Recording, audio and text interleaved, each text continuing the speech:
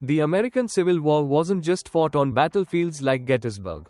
A desperate, secret diplomatic war was waging in London, where the South's entire strategy hinged on a single, disastrous miscalculation. Why didn't Britain support the Confederacy? Britain's descendants had just gained independence. Then they plunged into civil war. A chasm tore the same people into two halves. The political conflict escalated on bloody battlefields. Both the Union North and the Confederate South looked to their mother country. They looked to Britain.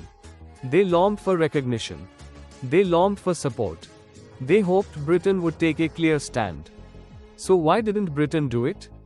In 1861, Britain was just recovering from the Crimean War and remained highly vigilant towards Russia.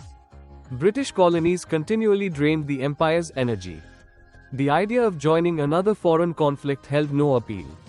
Yet this did not shield the British Empire. It did not shield them from the fires of its former colony. Expectant gazes came from across the Atlantic. Britain felt the heat. They had to make a gesture. So they declared neutrality. The Union's expectations were straightforward. Britain must ignore the Confederacy's existence, continue to recognize only the United States, and align with its stance, and refrain from aiding the Confederacy. No warships, no weapons, no trade.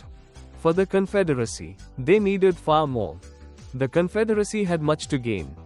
Recognition from the British Empire would be immensely beneficial. It would prove the Confederacy was a sovereign nation. But even without acknowledgement, the British could provide help. Essentially, everything the Union did not want. Britain could import weapons and warships. They could keep trade open and buy Confederate exports. Exports like the prized cotton. Cotton was the foundation for this hoped for support. Confederate President Jefferson Davis believed in King Cotton. He believed it would compel the British Empire, or at least prevent a complete severing of ties. President Davis was mistaken. This was not the only reason for Britain's neutrality. Opinions across the Atlantic were divided. Views within the government were wavering. A clear position had still not been formed. The general public held mixed feelings. However, the Confederacy did not win support from British elites, or from many clergy. Especially the landed gentry sympathized with Southern plantation owners. This contrasted with the Union's support. Support came from the middle class, from workers, from intellectuals. All were strongly opposed to slavery. These views were contradictory. The government's stance was non-aligned. Action was needed to force Britain to choose a side.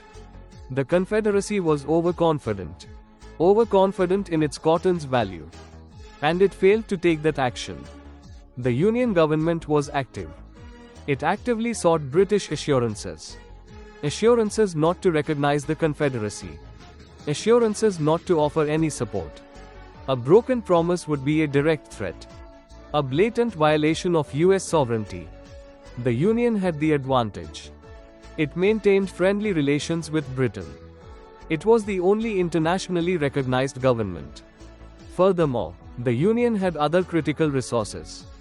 Trade with America was vital for both nations. Essentials like grain and ammunition were exchanged.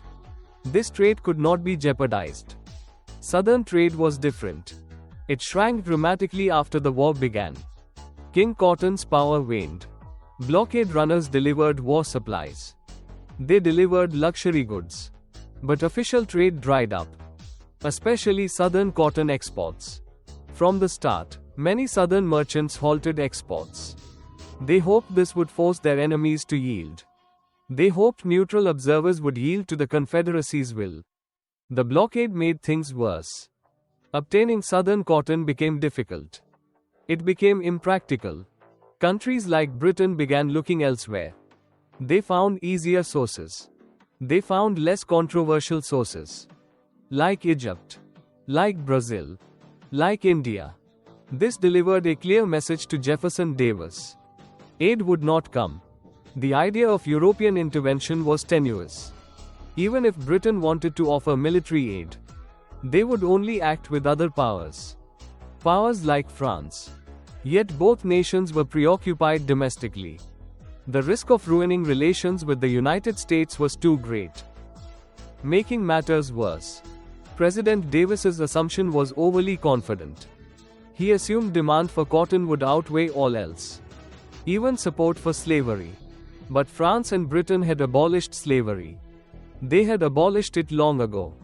Initially, the abolition issue was ambiguous. President Lincoln's stance was moderate. Then came the Emancipation Proclamation in autumn 1862. The Union's anti-slavery position became clear. It galvanized abolitionists abroad. They supported the United States. They opposed the Confederacy. This was the public's view. The British government viewed the proclamation with concern. They feared a brutal race war. To the Confederacy's delight, this prompted Chancellor William Gladstone. He proposed intervention. He wanted to prevent a broader catastrophe. Yet the debate ended. It was concluded this risk was less important. Europe faced greater threats in the East. Military intervention would counter American public opinion. It would cause internal tensions. The idea of sending British troops was shelved. Jefferson Davis's hopes were dashed once more. After Britain's confrontation with the Union came the Trent Affair. It might have given the Confederacy illusions. Northern forces seized a British mail ship. They captured 2 Confederate diplomats. This was about settling Anglo-American differences, not about heeding the Confederacy. Yet another opportunity arose. The war dragged on. Britain changed its stance. They proposed mediation. U.S. Minister Charles Francis Adams warned his homeland. The possibility was growing. The British Empire might intervene. Many across the Atlantic believed the South could win, or at least prevent a Union victory. This could have triggered a major war. A war between the United States and Britain. Neither nation wished to relive that. The Confederacy clung to this hope. Britain's plan was to wait and watch. They observed General Lee. He marched north from the south. The battle's outcome would decide Britain's next move. The Confederate offensive ended in disaster. The proposal was tabled. Jefferson Davis was left in frustration. By the end of 1863, the Confederacy had expelled foreign diplomats. All European nations maintained neutrality. Without diplomats, Southern efforts were futile. It was now clear. They were isolated. They were without support. This was a civil war. Nothing more. There was no reason for Britain to join. And certainly no reason to take the South side. If you're interested in how borders and decisions shape history, you'll find more stories like this here.